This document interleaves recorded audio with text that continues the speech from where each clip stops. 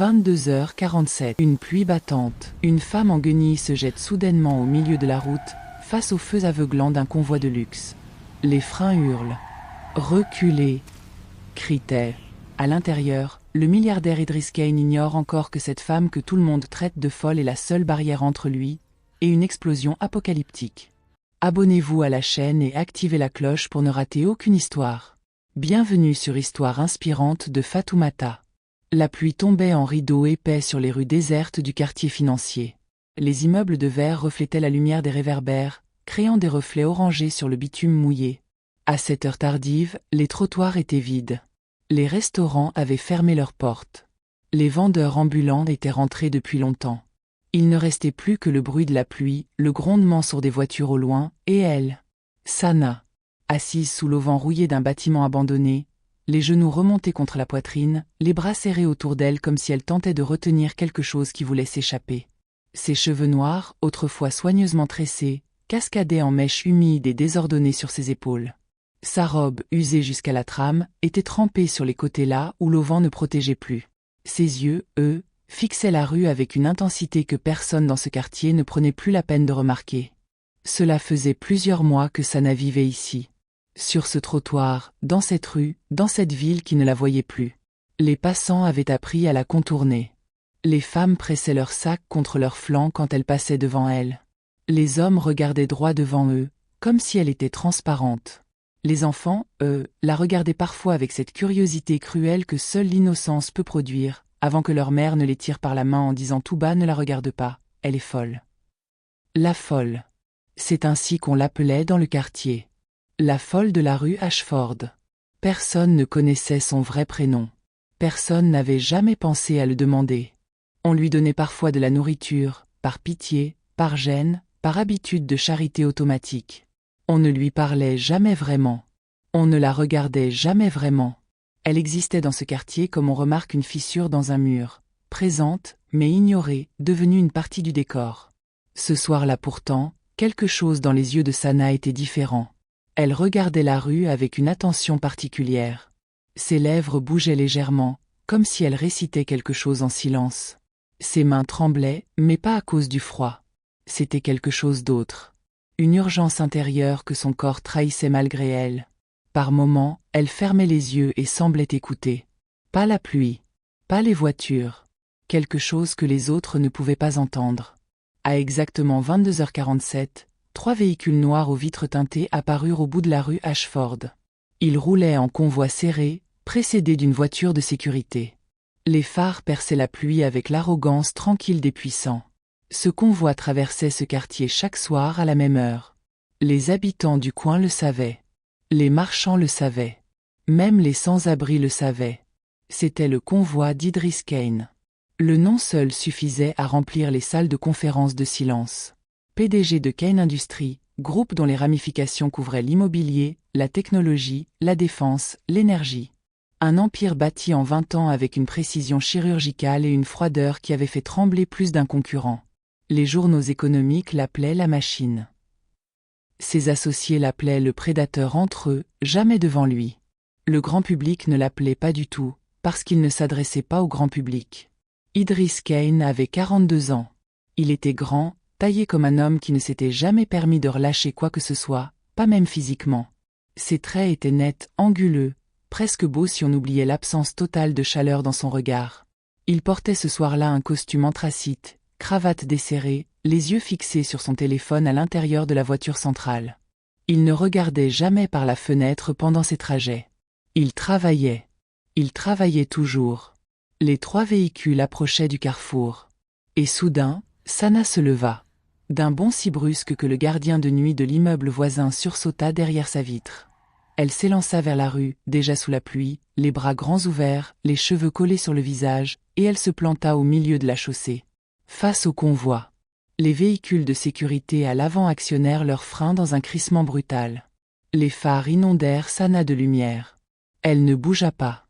Elle restait là, debout dans la pluie, les yeux écarquillés, et elle cria. Sa voix résonna dans toute la rue comme un coup de tonnerre.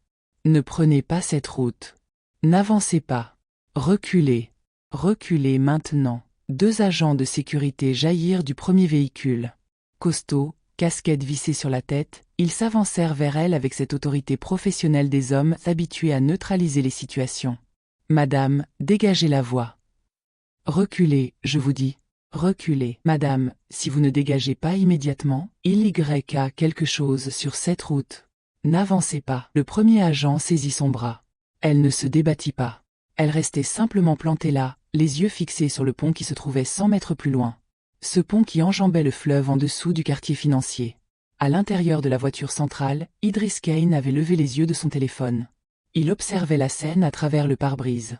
Son assistant, assis à sa gauche, avait déjà sorti son téléphone pour appeler la police. Idris leva une main. « Attends. » Quelque chose dans la façon dont cette femme se tenait.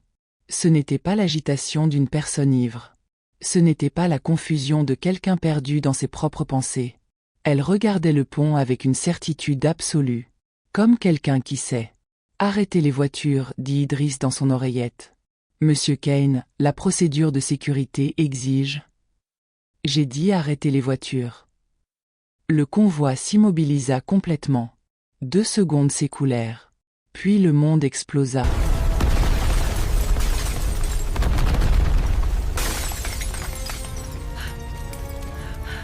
Le pont, 100 mètres devant eux, se souleva dans un grondement apocalyptique. Les lumières du quartier vacillèrent. Les vitres des immeubles environnants volèrent en éclats. Une colonne de feu orange et noir jaillit vers le ciel nocturne, visible à plusieurs kilomètres à la ronde. La déflagration projeta une onde de choc qui secoua les 3 véhicules du convoi comme des jouets. L'asphalte se souleva par endroits. Les alarmes des voitures garées dans la rue se déclenchèrent tout en même temps. Le silence qui suivit fut presque aussi brutal que l'explosion. Idris Kane restait immobile dans sa voiture, les yeux fixés sur ce qui restait du pont. Sa main droite était crispée sur la coudoir. Son assistant était blanc comme un linge, la bouche entr'ouverte, incapable de parler. Dehors, les agents de sécurité avaient lâché les bras de Sana.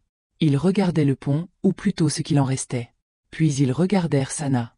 Et dans leurs yeux, pour la première fois, il n'y avait plus de la condescendance ou de l'impatience. Il y avait autre chose. Quelque chose qui ressemblait à de la peur. Sana, elle, s'était assise sur le trottoir mouillé. La tête entre les mains. Elle tremblait. La portière de la voiture centrale s'ouvrit. Idris Kane sortit sous la pluie, sans parapluie, sans égard pour son costume à plusieurs milliers de dollars. Il marcha jusqu'à l'endroit où Sana était assise. S'accroupit devant elle. Il ne dit rien pendant un long moment. Il la regarda simplement. Cette femme aux cheveux trempés, aux vêtements usés, aux mains qui tremblaient sur ses genoux. Cette femme que tout le monde appelait la folle.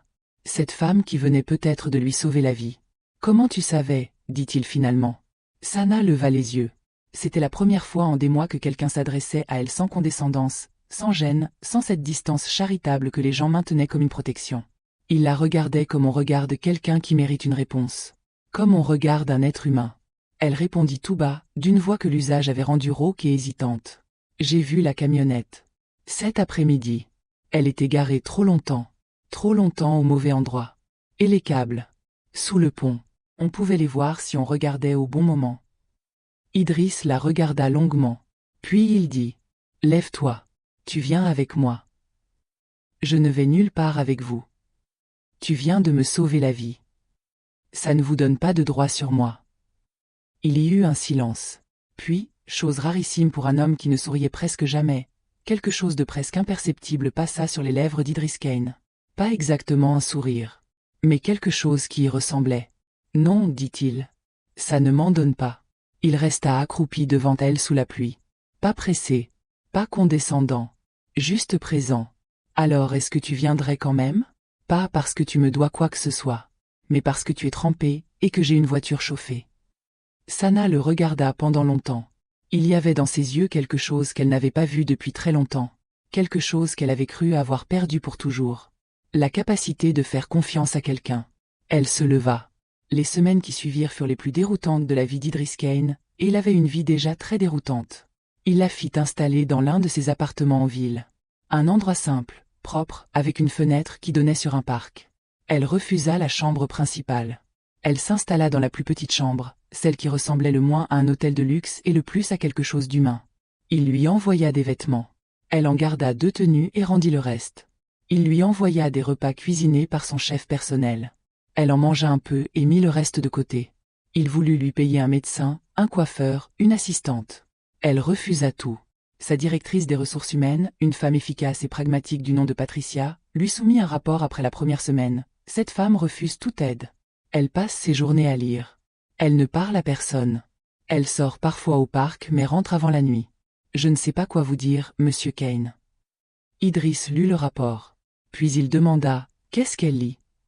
Patricia hésita. Des revues scientifiques, de neurologie, et des journaux de droit international. Idriss posa le rapport sur son bureau. Il resta un long moment à regarder par la fenêtre. Il décida d'aller lui parler lui-même. Il arriva à l'appartement un mardi soir, sans prévenir. C'était sa façon de faire. Il n'annonçait jamais ses visites. Ceux qui avaient quelque chose à cacher s'organisaient toujours avant les visites annoncées. Il préférait voir les gens tels qu'ils étaient vraiment. Sana était dans le salon, assise en tailleur sur le tapis, entourée de feuilles couvertes de notes. Des pages arrachées à des carnets, des schémas, des équations. Quand il entra, elle leva les yeux, ne parut ni surprise ni gênée par son intrusion, et dit simplement « Vous avez frappé ? J'ai ma clé. » Ce n'est pas la même chose. Il y eut un silence. Puis Idriss dit « Vous avez raison. Je m'en souviendrai. » Il s'assit dans le fauteuil en face d'elle, regarda les feuilles éparpillées autour d'elle. Elle ne les cacha pas, ne les rassembla pas non plus. Elle attendit. « Qu'est-ce que c'est ?» dit-il en désignant les schémas. « Des recherches. » Sur quoi? Elle hésita. Pas parce qu'elle ne voulait pas répondre.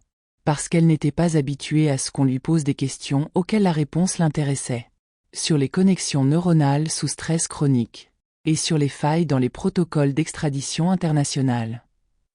Idriss la regarda. Ces deux domaines n'ont pas grand-chose en commun. Ils ont un point commun, dit Sana. Pour moi. Il attendit qu'elle continue. Elle ne continua pas. Ce soir-là, quelque chose de rare se produisit dans ce salon. Idriss posa des questions. Sana répondit parfois, évita d'autres fois. Puis elle lui posa une question qu'il n'avait pas vue venir. « Et vous ? » ?»« Moi quoi ? » ?»« Quand est-ce que vous avez arrêté de faire confiance aux gens ? » Le silence fut long. Idriss posa sa tasse. Il regarda la fenêtre. Dehors, la nuit avait pris possession du parc. J'avais 26 ans, dit-il finalement. J'avais un associé. Quelqu'un que je considérais comme un ami. Il a vendu des informations confidentielles sur notre premier grand projet à un concurrent. On a tout perdu. Tout ce qu'on avait bâti en 5 ans, effacé en une semaine. J'ai dû recommencer depuis le début, seul. Et votre associé? Il a refait sa vie. Très bien. Avec l'argent. Vous ne l'avez jamais poursuivi en justice? Si. J'ai gagné. Financièrement. Mais ça n'a pas réparé la chose importante. Sana attendit. La confiance, dit-il. Ça, aucun tribunal ne vous la rend. Ce fut la première fois qu'ils se regardèrent vraiment. Pas avec politesse. Pas avec calcul. Avec cette reconnaissance de deux personnes qui se sont blessées au même endroit, différemment, mais au même endroit. Elle lui dit qu'elle avait faim. Il commanda de la nourriture depuis une boulangerie à 3 rues de là, pas depuis un restaurant étoilé. Quelque chose dans ce choix la surprit suffisamment pour qu'elle mange presque tout. Quand ils partirent, elle dit « Vous pouvez revenir. Mais frappez d'abord. » Il revint. Tous les soirs pendant une semaine. Puis 2 fois par semaine. Puis chaque fois que quelque chose dans sa journée le rendait incapable de se concentrer sur autre chose. Ce qui arrivait de plus en plus souvent. Ce n'était pas de la pitié. Il avait été très clair avec lui-même à ce sujet dès le premier soir. Idriss Kane ne fonctionnait pas à la pitié. La pitié était une forme de condescendance habillée en compassion, et il n'avait de temps ni pour l'une ni pour l'autre. Ce qu'il ressentait en face de Sana était quelque chose de différent, quelque chose qu'il n'avait pas éprouvé depuis si longtemps qu'il avait failli ne pas le reconnaître. Du respect. Et la curiosité. Cette curiosité particulière qui ne ressemble pas à de l'intérêt ordinaire. Qui ressemble plutôt à cette sensation qu'on éprouve quand on découvre une pièce dans une maison qu'on croyait connaître par cœur. Une pièce dont on ne soupçonnait pas l'existence. Et à l'intérieur de laquelle tout est différent de ce qu'on attendait. Il essaya d'en savoir plus sur elle par d'autres voies. Ses équipes cherchèrent. Ce qu'elles trouvèrent confirma ce qu'il avait senti dès le début. Sana Diallo avait existé. Elle avait été réelle, documentée, célébré même dans certains cercles académiques. Les revues existaient. Les publications existaient. Et puis, à une date précise, tout s'était arrêté. Comme si quelqu'un avait pris une gomme et effacé méthodiquement une vie entière du registre du monde visible. Elle ne cherchait pas à lui plaire. Elle ne craignait pas son jugement. Elle parlait quand elle avait quelque chose à dire et se taisait quand elle n'avait rien à dire, ce qui était déjà radicalement différent de toutes les personnes qui l'entouraient habituellement. Elle refusait ses cadeaux sans drama, sans explication inutile, juste un nom simple et posé qui n'appelait pas de négociation. Et elle était brillante. Il s'en rendit compte progressivement, au fil de leur conversation. Des éclairs d'analyse qui traversaient ses réponses. Des connexions intellectuelles entre des domaines que personne d'autre dans son entourage n'aurait pensé à rapprocher. Une précision dans ses mots qui trahissait une formation rigoureuse. Quand elle parlait de neurosciences, elle utilisait une terminologie que seuls les spécialistes maîtrisaient. Quand elle parlait de droit, c'était avec la fluidité de quelqu'un qui avait non seulement étudié mais pratiqué. Un soir, il lui demanda directement « Qui étais-tu avant ?» Le silence qui suivit fut différent des autres silences. Plus lourd, plus habité. « Pourquoi vous utilisez le passé ?» dit-elle finalement. « Parce que quelque chose a changé. Quelque chose de visible. » Elle posa sa tasse de thé. Regarda ses mains. Puis elle dit, d'une voix si calme qu'il dut se pencher légèrement pour l'entendre. « J'étais neuroscientifique. Chercheuse en chef dans un laboratoire fédéral. Je travaillais sur les effets du trauma sur les structures cognitives, particulièrement les mécanismes de perception accélérés que certains cerveaux développent sous stress post-traumatique prolongé. » Elle s'arrêta. « C'est pour ça que vous avez vu la camionnette, dit Idriss doucement. Mon cerveau a appris à chercher ce qui ne va pas avant que la situation ne devienne dangereuse. C'est un mécanisme de survie. Le mien s'est développé beaucoup trop. À un certain point, on ne peut plus éteindre ça. On voit les menaces partout. On n'arrive plus à distinguer le danger réel du danger perçu. » Elle eut un souffle court. « Les gens appellent ça de la folie. Les psychiatres appellent ça un état dissociatif chronique. Moi, j'appelle ça la vie après. » Après quoi? Elle ne répondit pas à cette question. Pas ce soir-là. Mais elle répondit à d'autres choses. Lentement, au fil des semaines, comme quelqu'un qui apprend à nouveau à habiter son propre espace, elle lui raconta des fragments. Pas dans l'ordre. Pas en une seule fois. Des morceaux qui s'assemblèrent progressivement dans l'esprit d'Idriss comme les pièces d'un puzzle dont il comprenait peu à peu l'image totale. Elle s'appelait Sana Diallo. Elle avait été chercheuse de renom dans son domaine, publiée dans les plus grandes revues scientifiques internationales, consultante pour plusieurs instances gouvernementales. Elle avait eu un mari, Nathan, ingénieur en système de sécurité, quelqu'un qu'elle décrivait avec les mots simples et précis des personnes qui ont aimé vraiment. Elle avait eu un fils, Elias, 3 ans au moment où tout s'était effondré. La nuit où tout avait basculé, Nathan revenait d'une réunion confidentielle. Il travaillait sur un projet de sécurité pour une agence fédérale, un projet dont Sana ne connaissait pas les détails parce que Nathan avait des obligations de confidentialité strictes. Cette nuit-là, sa voiture avait été retrouvée au fond d'un ravin sur une route de montagne. Un accident, avait conclu le rapport officiel. Le verglas. Une erreur de conduite. Sana n'avait pas cru au rapport. Nathan était un conducteur prudent, méthodique. Il ne prenait jamais cette route la nuit. Il n'y avait aucune raison qu'il se retrouve à cet endroit à cette heure-là. Elle avait commencé à poser des questions. Aux collègues de Nathan, aux responsables de l'agence, aux enquêteurs qui avaient établi le rapport. Les portes s'étaient fermées les unes après les autres. Poliment d'abord. Puis moins poliment. Puis avec une fermeté qui ressemblait à de l'intimidation. Elias, son fils, était mort 6 semaines après Nathan. Une infection bactérienne foudroyante. Quelque chose de rare, d'inexplicable, dans un hôpital qui n'avait rien fait de mal selon toutes les procédures. Sana avait demandé une contre-expertise. On lui avait refusé l'accès aux dossiers médicaux au nom de procédures qui n'existaient pas vraiment. C'est là que quelque chose en elle s'était brisé. Elle avait continué à chercher. Plus frénétiquement. Plus au bord. Elle avait découvert des connexions entre le projet de Nathan et plusieurs entreprises privées dans le secteur de la défense. Des connexions irrégulières. Des transferts d'informations confidentielles. Des hommes puissants qui avaient beaucoup à perdre si ces connexions venaient à la lumière. Et puis un matin, elle s'était réveillée et elle n'avait plus de poste. Plus d'appartement, le bail avait été résilié pendant la nuit par des procédures légales qu'elle n'avait pas eu le temps de contester. Plus de comptes bancaires, gelés pour des raisons fiscales invérifiables. Plus rien. En quelques semaines, sa vie avait été démontée pièce par pièce avec la précision froide de gens qui savaient exactement ce qu'ils faisaient. Elle avait fini dans la rue.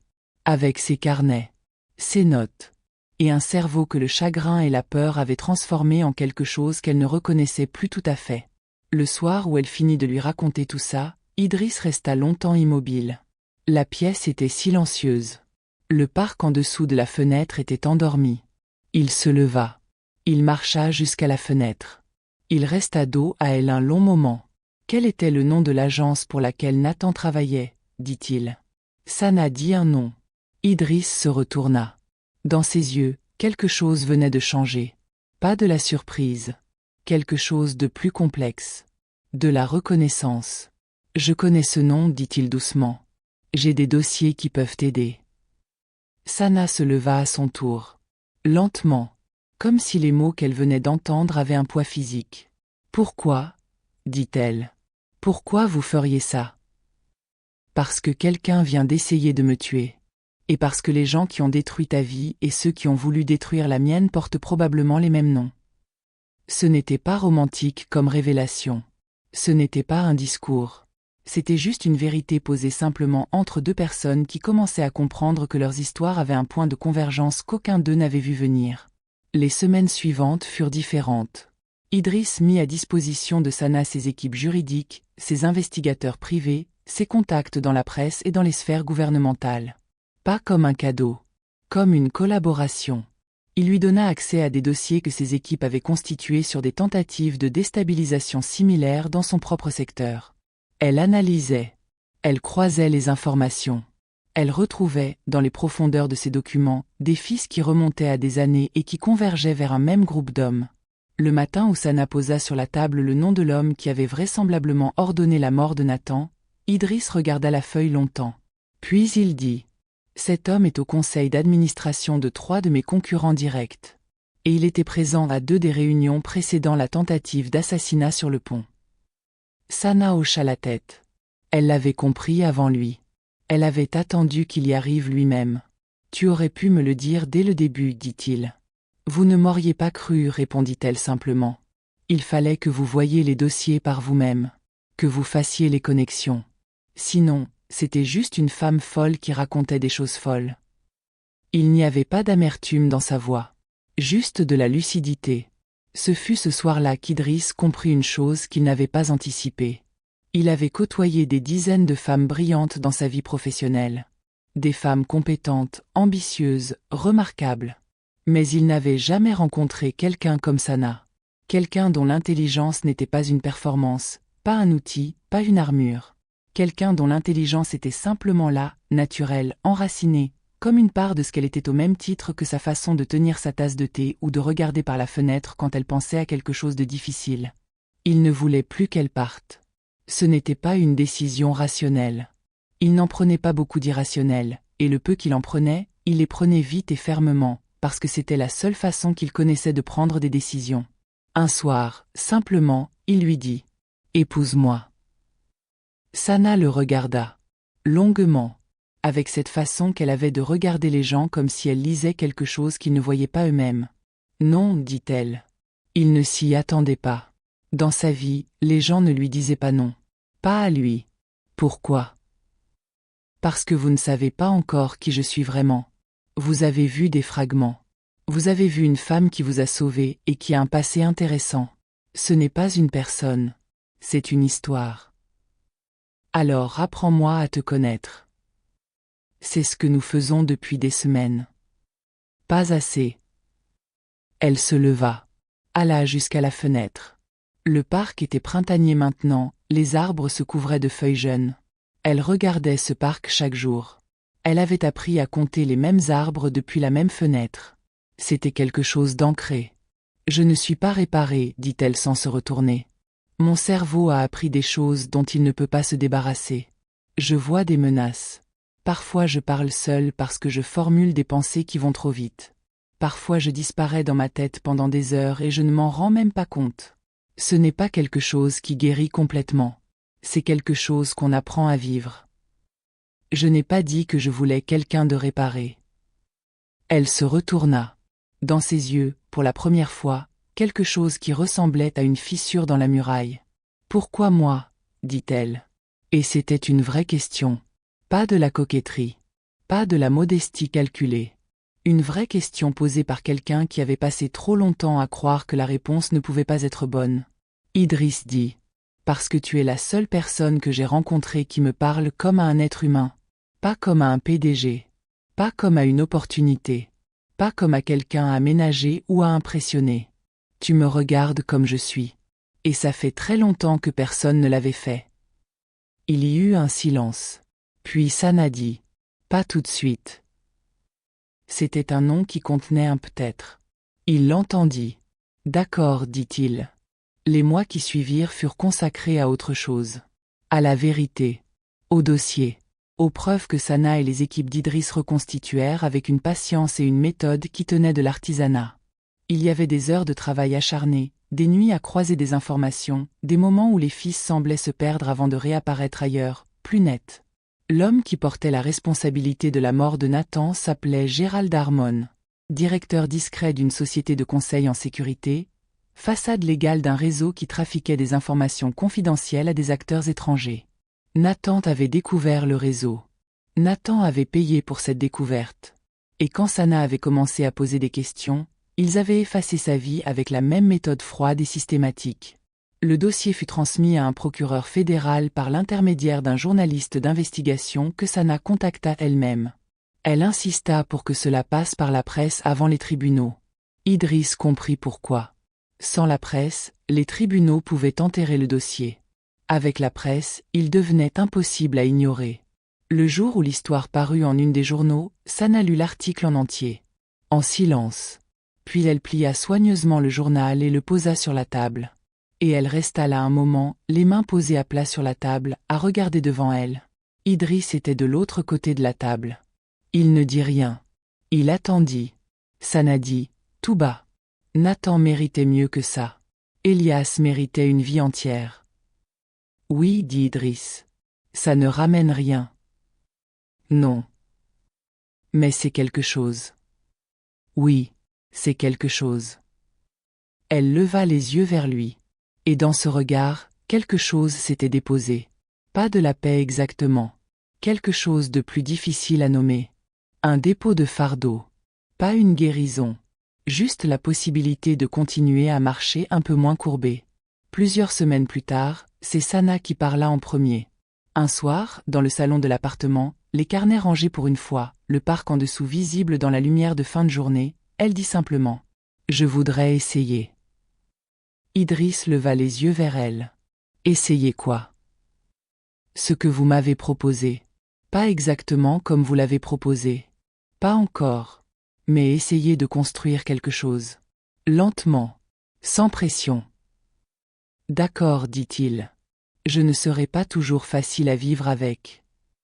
Je ne suis pas facile moi non plus. C'est vrai, dit-elle.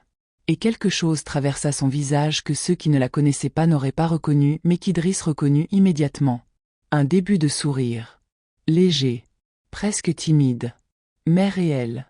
Il n'avait pas vu beaucoup de choses aussi belles que ce sourire-là. Le procès de Gérald Harmon et de ses associés dura plusieurs mois. Sana témoigna. Pas comme victime. Comme experte. Avec cette précision et cette clarté qui avaient toujours été les siennes avant, et qui n'avaient jamais vraiment disparu, juste enfouies sous le poids du chagrin et de la survie. Le verdict tomba un jeudi matin. Harmon et 11 de ses complices furent condamnés. Les peines étaient lourdes. Justice n'était pas un mot que Sana utilisait facilement. Elle préférait vérité. Mais ce jour-là, dans le couloir du tribunal, quand l'avocate qui avait plaidé leur dossier vint lui serrer la main, Sana permit à quelque chose de chaud de passer dans sa poitrine. Quelque chose qu'elle n'avait pas ressenti depuis très longtemps. La dignité retrouvée. Il y avait eu un moment, pendant sa déposition, où l'avocat de la défense avait tenté de la déstabiliser. Il avait évoqué ces mois dans la rue. Il avait utilisé le mot « instabilité ». Il avait cité des témoins du quartier qui avaient dit l'avoir parlé seul. Il avait essayé de construire le portrait d'une femme dont les perceptions n'étaient pas fiables, dont les certitudes n'étaient que des obsessions. Sana l'avait laissé terminer. Puis elle avait dit « Le cerveau humain sous stress post-traumatique chronique développe ce qu'on appelle une hypervigilance perceptive. Ma capacité à détecter des anomalies dans un environnement visuel est documentée dans 4 publications scientifiques à comité de lecture international. C'est la même capacité qui a permis à votre client de rester en vie pendant des années, parce que des gens comme lui comptent sur des gens qui ne voient pas pour continuer à opérer. Ce soir-là sur le pont, j'ai vu. C'est tout. » La salle avait gardé un silence différent après ces mots. L'avocat de la défense avait regardé ses notes et n'avait pas posé d'autres questions. Idriss était dans le couloir derrière elle. Il ne l'avait pas accompagnée dans la salle. Elle lui avait demandé d'attendre dehors. Elle avait besoin que ce soit à elle. Juste à elle. Quand elle sortit de la salle et le vit là, elle traversa le couloir et s'arrêta devant lui. Il ne dit rien. Elle non plus pendant un moment. Puis elle dit « Je voudrais prendre mon temps. Reconstruire quelque chose à moi d'abord. Reprendre mes recherches. Peut-être enseigner. Avoir un espace qui m'appartient vraiment avant d'en partager un. Je comprends. Mais je voudrais que vous soyez là. Pendant ce temps. Si vous le voulez encore. » Je le veux encore, dit-il. Elle hocha la tête. Elle ne pleurait pas. Ce n'était pas son style. Mais ses yeux étaient différents de ceux de la femme du trottoir sous la pluie, de la femme aux cheveux désordonnés que les gens contournaient en baissant le regard. Pas parce qu'elle était habillée autrement ou coiffée différemment. Parce que quelque chose en elle avait choisi de revenir. Et choisir de revenir après avoir tout perdu est peut-être la forme de courage la plus difficile qui existe. 1 an plus tard, Sana Diallo reprit un poste de chercheuse associée dans une université. Ses travaux sur les mécanismes cognitifs du trauma post-chronique furent publiés dans une revue internationale. La dédicace de l'article était sobre et sans effet. À Nathan. À Elias. La vérité tient debout. Idriss Kane fut moins présent dans les colonnes financières pendant cette période. Ses associés remarquèrent qu'il prenait des déjeuners sans téléphone posé sur la table. Qu'il rentrait parfois le soir à une heure raisonnable. Qu'il s'était mis à demander l'avis des gens avant de trancher, ce qui n'était pas dans ses habitudes. Quelqu'un lui demanda un jour, lors d'une interview, ce qui avait changé dans sa façon de diriger. Il répondit « J'ai appris à regarder ce que les autres ne regardent pas. » La journaliste nota la réponse sans bien la comprendre. Sana, elle, aurait compris. Mais elle n'était pas là. Elle était dans son bureau, avec ses carnets, à travailler sur quelque chose qui lui appartenait. Et c'était exactement comme il fallait que ce soit. Ce que je retiens de cette histoire, et ce que j'ai voulu vous offrir à travers elle, c'est cela. Nous vivons dans un monde qui classe les gens très vite. Qui colle des étiquettes. La folle. Le froid. L'inaccessible. La marginalisée. Et on s'y tient, à ces étiquettes, parce qu'elles simplifient quelque chose de compliqué, parce qu'elles nous dispensent de regarder de plus près. Sana n'était pas folle. Elle était blessée. Ce qui est très différent. Son cerveau, soumis à un deuil brutal et à une injustice systématique, avait développé des mécanismes de survie extrêmes. Des mécanismes que la société a choisi de lire comme de la folie plutôt que comme la réponse intelligente d'un être humain à un danger réel et prolongé. Et Idriss n'était pas mauvais. Il était blindé. Il avait construit une armure si épaisse autour de lui que plus personne ne pouvait le toucher, ce qui voulait dire qu'il ne pouvait plus rien toucher non plus. Il avait confondu invulnérabilité et force, ce que beaucoup d'entre nous font. Ce qui m'émeut dans leur rencontre, c'est qu'elle n'a pas eu lieu malgré qui ils étaient. Elle a eu lieu précisément à cause de qui ils étaient. Sana, avec ce cerveau que la douleur avait rendu hypersensible, fut la seule à voir la menace que personne d'autre ne vit. Et Idriss, avec cette solitude du puissant que tout le monde envie mais que personne ne veut vraiment, fut capable de reconnaître en elle quelque chose de réel au milieu de tout le bruit. Ce que j'emporte de cette histoire, c'est une question que je me pose souvent. Combien de Sana croise-t-on chaque jour ? Combien de personnes réduites à une étiquette portent en elles une vie entière que personne ne prend le temps de voir ? Et combien de fois est-ce nous qui abaissons le regard, pas parce que nous sommes méchants, mais parce que regarder vraiment demande quelque chose que nous ne sommes pas sûrs d'avoir ? La vraie générosité, je crois, ce n'est pas de donner de l'argent ou de la nourriture. C'est de regarder. C'est de s'accroupir dans la pluie, au même niveau que quelqu'un que le monde a mis à terre, et de dire « Tu mérites une réponse ». Et vous, qu'est-ce que cette histoire vous a fait ressentir ? Est-ce qu'il y a un moment dans votre vie où vous avez été jugé trop vite? Ou un moment où vous avez jugé quelqu'un trop vite et où vous vous en êtes rendu compte après? Partagez vos pensées dans les commentaires. Je les lis tous. Chaque témoignage compte, et parfois c'est dans les commentaires que les plus belles histoires continuent de s'écrire. Il y eut des nuits difficiles pendant cette période d'investigation. Des nuits où Sana s'asseyait sur le tapis de l'appartement, entourée de ses carnets, et où quelque chose en elle craquait sous le poids de ce qu'elle relisait. Des noms, des dates, des rapports qui décrivaient la mort de Nathan avec la froideur clinique des documents officiels. Une infection bactérienne qui avait emporté Elias en 72 heures alors qu'il était un enfant de 3 ans en bonne santé. Idriss la trouva ainsi une nuit, vers 2 heures du matin, quand il passa à l'appartement après une réunion tardive. Elle ne pleurait pas. Elle était simplement assise là, les yeux ouverts sur un dossier, et elle ne bougea pas quand il entra. Il s'assit à côté d'elle. Pas trop près. À la bonne distance. « Tu veux que je reste ?» dit-il. Elle ne répondit pas immédiatement. Puis, « Je ne sais pas comment faire avec quelqu'un qui reste. »« Je ne bougeons pas. C'est tout ce que je sais faire cette nuit. » Il resta. Il ne dit rien d'autre. Il ne tenta pas de la réconforter avec des mots qui n'auraient pas suffi. Il était juste là, dans ce salon, à 2 heures du matin, assis sur ce tapis, pendant qu'elle relisait les preuves de l'injustice qui avait fracturé sa vie. Parfois, la présence est la seule chose qui soit à la hauteur de la douleur. Au matin, quand la lumière commença à filtrer à travers les rideaux, Sana rangea les dossiers. Elle se leva. Elle dit « Je vais faire du thé. » « D'accord, dit-il.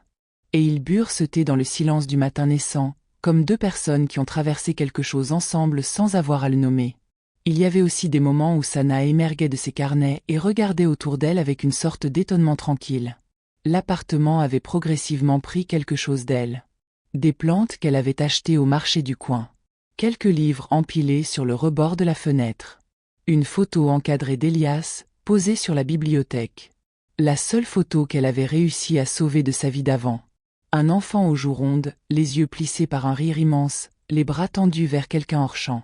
Idriss la vit un jour, cette photo. Il ne posa pas de questions.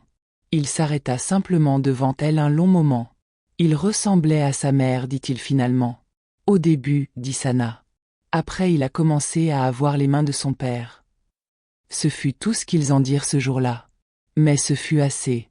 Il y avait quelque chose d'étrange dans ce qui se construisait entre eux. Quelque chose qui n'obéissait pas aux règles habituelles des relations. Pas de séduction calculée. Pas de jeu de distance et de rapprochement. Pas de performance. Juste deux personnes qui apprenaient à exister dans le même espace sans que ça les détruise.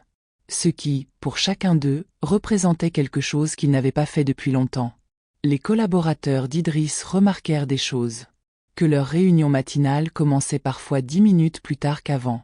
Que les mémos qu'il rédigeait lui-même avaient changé de ton, devenus légèrement moins tranchants, comme si quelqu'un avait appris à lui faire voir l'espace entre le diagnostic et la solution.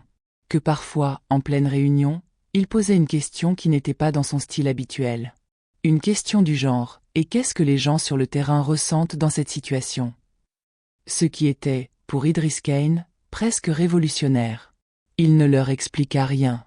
Il n'avait pas à expliquer. Dans le quartier où elle avait vécu dans la rue, les choses changèrent aussi, légèrement, imperceptiblement.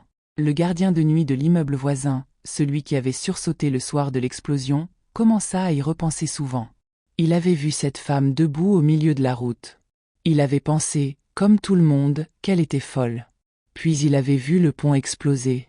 Et depuis ce soir-là, il avait l'habitude de s'arrêter, dans la rue, quand il croisait quelqu'un que les autres évitaient. Juste un instant. Juste pour regarder. Il ne racontait pas pourquoi. Mais il le faisait. La vendeuse du kiosque à journaux au bout de la rue Ashford, une femme d'une 50aine d'années du prénom de Margaret, avait également vu la scène depuis sa vitrine ce soir-là. Elle en parlait encore à ses clients réguliers. Elle disait, à chaque fois, la même chose, cette femme, on la voyait tous les jours. On pensait qu'elle était perdue dans sa tête. Et c'est elle qui a vu ce que personne d'autre n'a vu. Elle disait ça sans morale, sans conclusion, comme si le fait seul suffisait à contenir toute la leçon nécessaire. Les êtres humains que nous ignorons portent parfois des vérités que nous n'avons pas la lucidité de voir. Le jour où les résultats du procès furent rendus publics, une courte note parut dans plusieurs journaux.